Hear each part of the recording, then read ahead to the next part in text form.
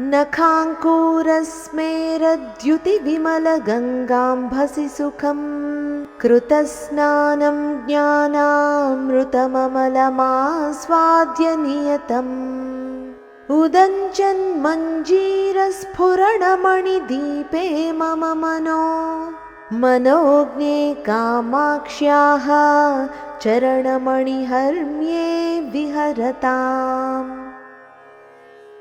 नख अंकूर स्मेर द्युति विमल गंगा अंभसि सुखं कृत स्नानं ज्ञानामृतम् अमलम् आस्वाद्य नियतम् उदञ्चन् मञ्जीर स्फुरण मणिदीपे मम मनः मनोज्ञे कामाक्ष्याः चरणमणिहर्म्ये విహరతాం।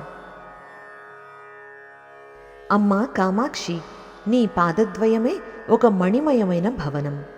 నీ పాదగోళ్ల కొనల నుండి వెలువడే చిరునవ్వు వంటి తెల్లని కాంతి నిర్మలమైన గంగానది ప్రవాహం.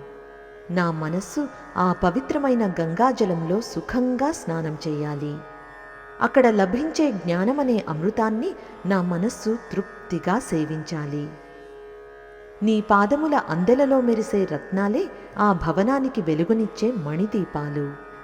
అటువంటి మనోజ్ఞమైన నీ పాదములనే మణిమయ హర్మ్యమునందు నా మనస్సు నిరంతరం విహరిస్తూ స్థిరంగా ఉండుగాక. ఇప్పుడు మరొక్కసారి శ్లోకాన్ని చదువుకుందాం.